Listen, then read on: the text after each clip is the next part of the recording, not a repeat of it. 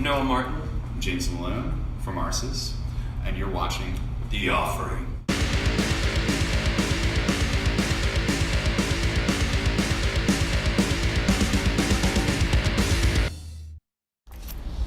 How is this new touring experience for you? It's actually really good. This has been probably one of the more enjoyable tours I've been on in recent memory. I think we all agree this is a pretty stellar tour for us. Everyone's it's pretty relaxing. Good vibes. The shows have been really good. Packed rooms, and a lot of our fans have been coming out, and we've been making a lot of new ones. Cool. And obviously you're supporting your new album, Visitant, which was released last November. Mm-hmm. When you started working on this album, did you have a precise vision? No, I think we were just kind of writing songs and seeing what felt right. When it was done, it was done. Yeah. Yeah. We kind of learned the lesson with the last 3, 4, 5 albums. Yeah. Something like that. Just we started with the impression that it's done when it's done. Then we end up rushing it in the last month, just kind of rushing through it. Yeah, this one I felt like we had, we took the right amount of time with writing, and nothing really felt like filler. Like Noah said, I feel like the past couple albums, there was a little we need to get done, you know what I mean, and maybe cut some corners. This time I don't think we did. I think it took as long as it needed to take, and it was good. So having more time affected somehow the songwriting process? I don't think the writing process was completely unique to this record, but just having the time to really let things digest before pulling the trigger on the final recording was just nice. Yeah, the songwriting, like I said, didn't change much, but maybe the part writing and certainly the tracking, because we all tracked on our own time. Yeah, it's I come home from the gym and maybe track some bass and then watch a movie and then so I was able to work this stuff under my fingers until it felt right. Yeah. And so I was able to get a good track. I wasn't necessarily rushed. I've got 5 takes, and if I can't bang it out in 5 takes, then we'll just take the best one. And that's it. Maybe do 3 punches. Yeah. This I was able to just sit at home and work out entire sections at a time, and maybe come back to it the next morning. Yeah. And I teach music full time, so I have my hands on an instrument at least 40 hours a week. So just by virtue of having that as my full-time job now, my chops were a bit better for this recording as opposed to some of the ones in the past where I was because I'm sure a lot of people that play music would agree there's a difference between practicing music and writing music. I'm not necessarily practicing my instrument to its fullest potential when I'm writing music, so therefore when it comes time to record it, there's been a few albums where I probably haven't been as on top of my game as I should be, but this one, I don't know, I felt a little bit better about my playing on this one too. So I think everybody was kind of on top of their game. So. And you did a lot of the recording in your home studio. I did pretty much all of the vocals. Drums and my guitar parts were recorded with Mark Lewis, but Noah and Brandon recorded their parts at home. And like I said, I recorded my vocals and edited the vocals at home. So I would say half the record was at least tracked at our respective home studios, so as opposed to being in a studio. So. Would you think you would do this again? I had mixed feelings about it. I definitely see some pros and cons to doing it this way. I think ideally, the ideal situation is to be on top of your chops and at a studio. For sure. But the most ideal thing would to be just track it live. Track it live right. Van Halen in the 70s. That's the ideal. That's the analog, dream. That's the dream. School. But the chance, that's expensive. You know what I mean? Yeah. and for better or worse, the way that the death metal and tech death genres have gone, I don't know if that's going to be accepted. Yeah. Like I listened to, you know, an album of a non-named band, and it just sounds like super edited. Yeah. Even if it's Yeah. not, it sounds that way. Yeah. It's like, True. Yeah. I don't want that. I want to hear the springs in your trem system. Right. I want to hear some mistakes. Like I want to know that a human's playing it. And I do think that Mark Lewis was like a little, at least when tracking me, he was just like, perfect, good. But like in the past, like I know we went to great pains to get things as tight as like beyond humanly possible on some records. And that wasn't the case this time. I think people, like, the overall attitude has like lightened up a little bit about that stuff. Like people are like, okay, yeah, like that's tight.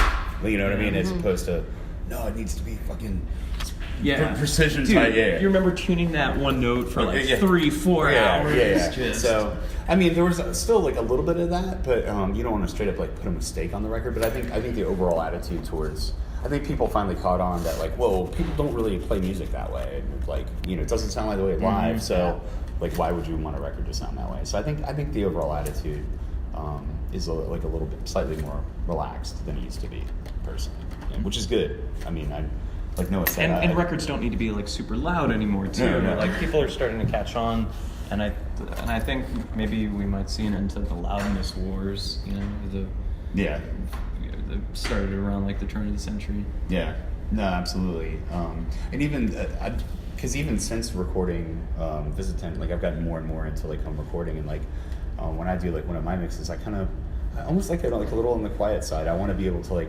crank the headphones, like if I want to. I don't want it like cranked for me before I make that decision. Right. So yeah, like what you said, the loudness wars. I feel like finally there's been a treaty called, and people are like, Possibly.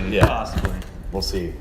So, but yeah, it was the trend to like completely like crush the mix for like years and years. You know, like you put in the CD and it's just like as loud as possible, like Right from the get-go. Yeah. It's like, yeah.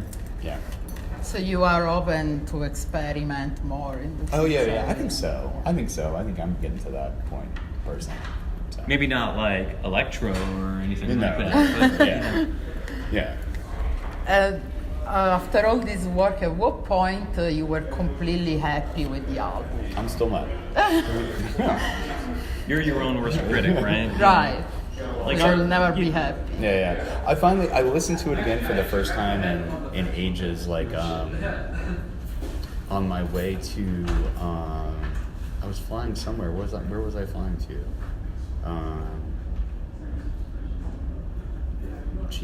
Where was I flying? I guess I was flying home from Christmas with my family, and I live in Texas now, so I'd flown home to the East Coast for Christmas, and I'm very lazy about downloading stuff to my phone, so I had like very few records actually on my phone, and Visitant was one of them. And it's like a 3-hour flight. I'm like, well, I'll put it on, and I was pleasantly surprised. I mean, it's been like a while, there's been some space between myself and the record, and I'm like, it's a cool record. So yeah. It's like, it's, when it comes out, it's new to most people, but I mean, we've worked on that record for so long. And then after it was done, like post-production took forever too. Like we even delayed the album coming out to avoid some other releases, blah, blah, blah. And so, yeah, we sat with it. We sat with it for a while. Yeah. And yeah, certainly listened to it more tracking at home. Mm-hmm.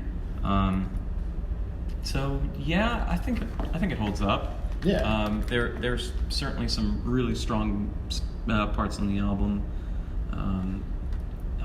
and certainly I have my own personal favorites. Yeah, I think we all do. Yeah. Right, tell us, what's your favorite? Oh, hands down, Death Vow is my favorite. I love the movie it's after. Or written for Clive Barker's Lord of Illusions. I like the metric modulation in it, and yeah, I think it's a solid track. Good parts, good mixture of genre. Do you have a favorite? Oh man, that's a good question. I actually really like Easy Prey. I think that's a cool song. Yeah. In hindsight, and I like the last track. Unto the Knife. I think that's a cool song just because it's like a little bit like outside of the normal Arsis box. There's a couple. There's about 3 tracks that I feel like kind of stray away from the. If we have a formula, like the formula that we would gravitate towards, and I like those. I think they're good songs. So. Instead thinking about the lyrics, do you have a song that is particularly meaningful for you? Man, you know, on this record, Yeah. I mean, not particularly. Like, I mean,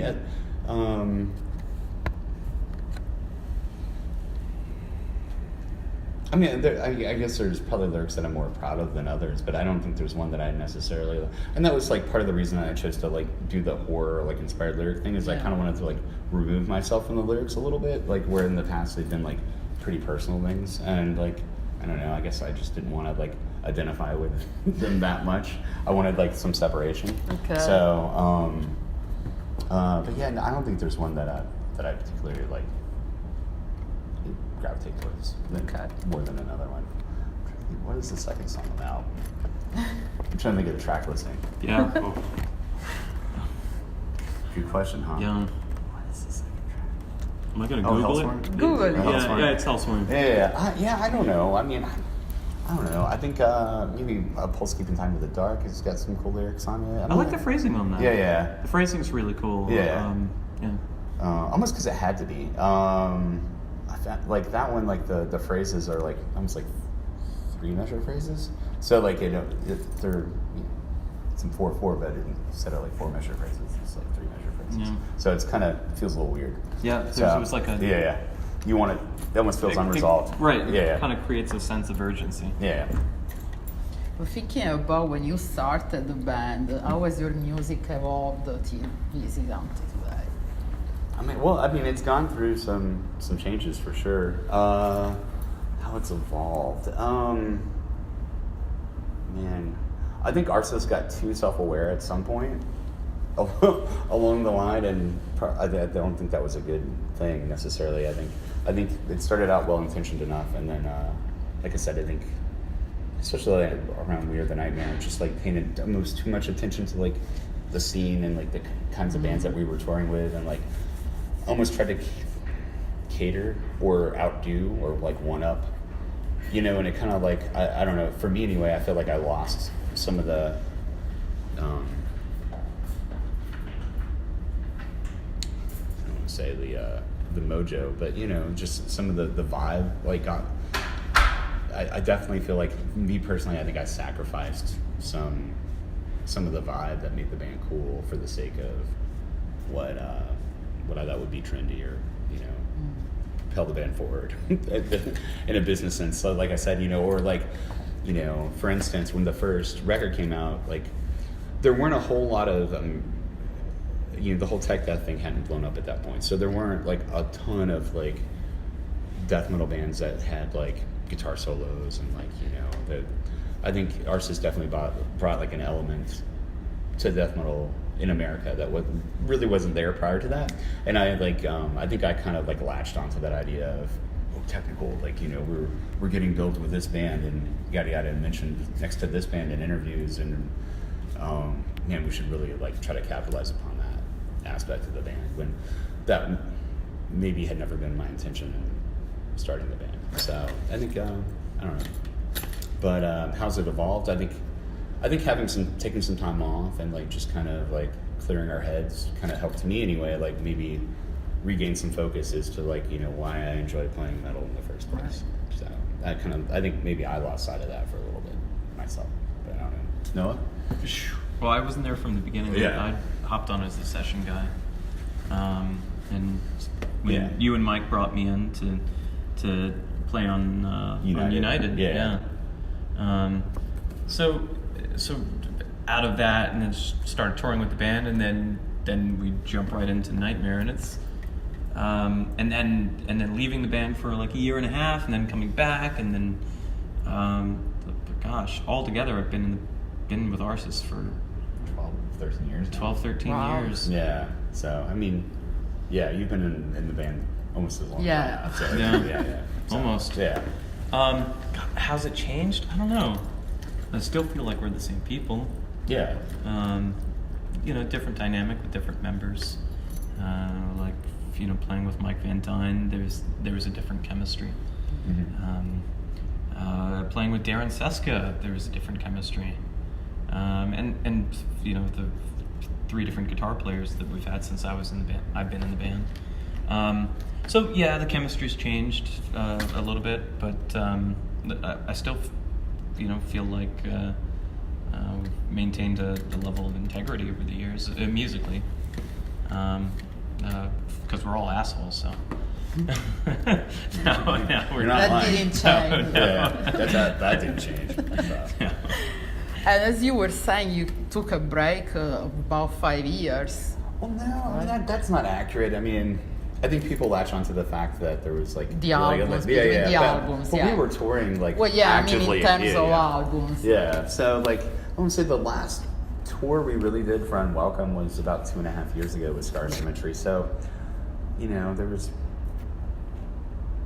There was a little lull there for sure, but we only toured when it made sense. Yeah. Right. We toured sparingly, but we weren't saying yes to things just to be out on the road. We wanted to be out with the right people and yeah. Yeah, so now you think you're going to focus exclusively on Arsis, because I know you had another project going on. Oh yeah, I mean I did a record with a project called Necromancy in the Stone. It was a lot of fun. It was like just a lot of friends. It was cool. Yeah, I mean I don't think I would have ever chosen not to do Arsis, that's for sure. It was never like that. But I mean it would be cool for that project to do something in the future, but I think for now I'm content just doing Arsis and doing this and seeing what happens. So yeah. Do you feel like you accomplished everything you wanted as a musician? Oh, I mean far more, I guess. I never really had any expectations. I mean that's the thing about Arsis is we had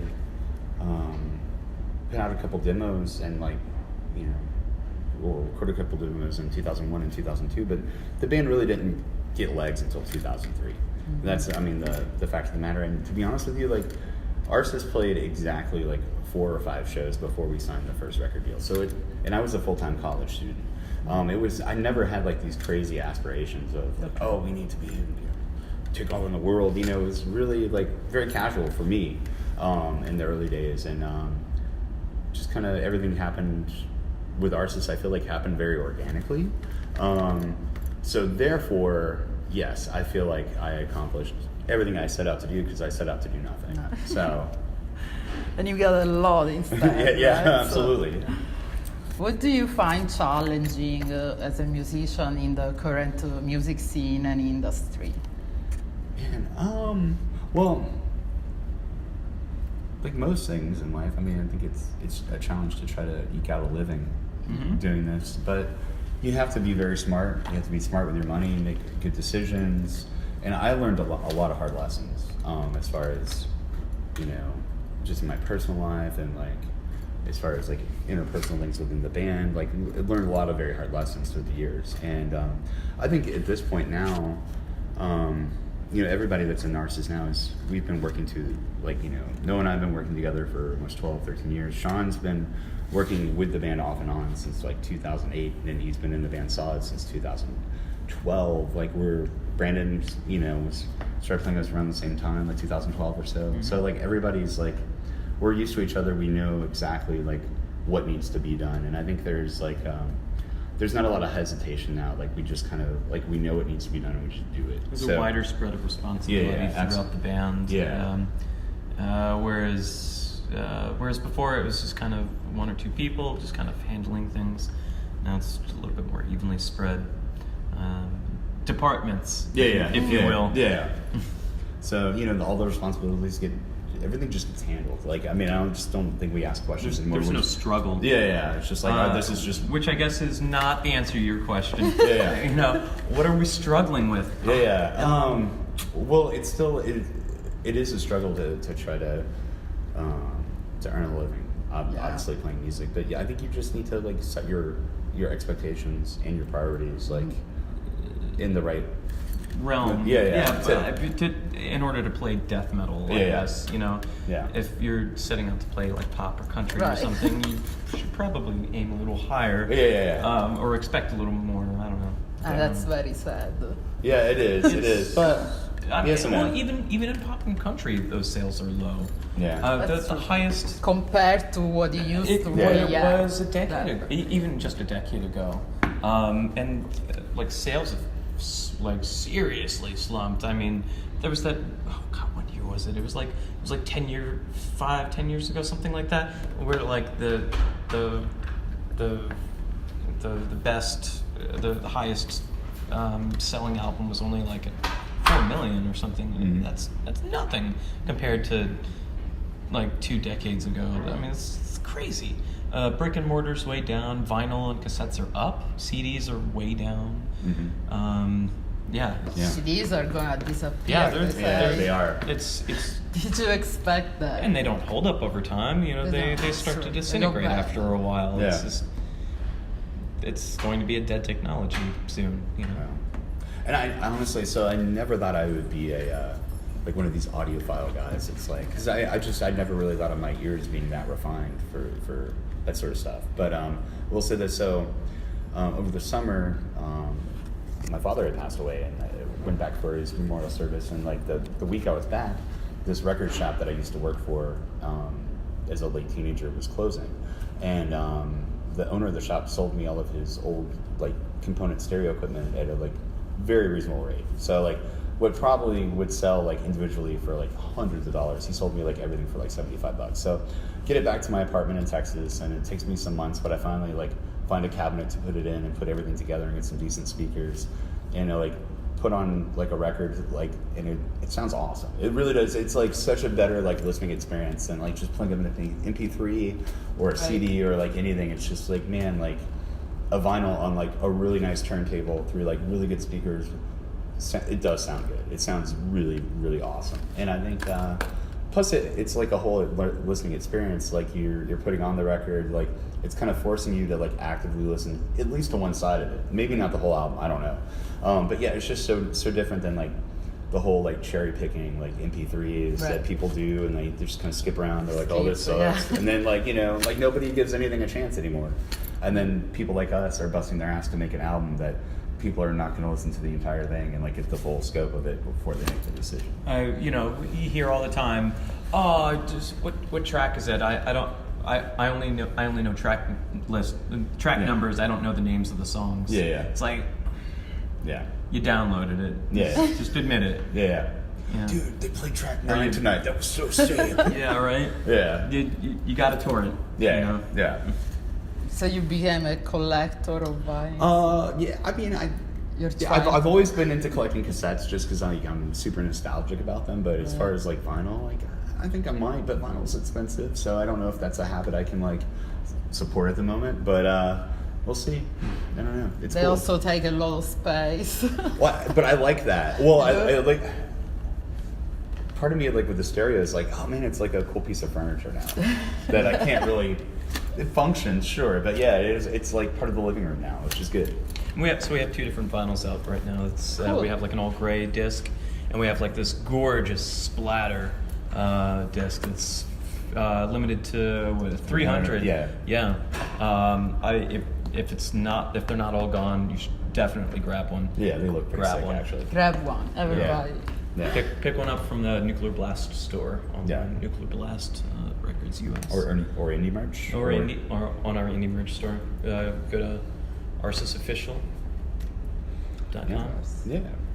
Good plug there, dude. Thanks, man. Thanks for trying. I've been practicing. Yeah.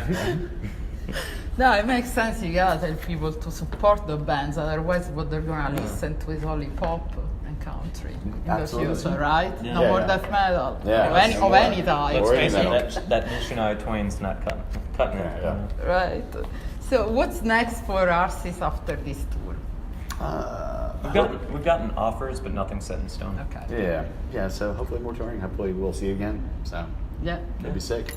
Yeah. And then eventually another album. Oh yeah. At some point. hopefully sooner when the than last. time is Yeah, right. yeah, absolutely. And the stars are aligned. Like, Yeah, no. makes sense. Absolutely. Well, thank you for the interview and enjoy the rest of the tour. All right, thank you, Angela. Appreciate it.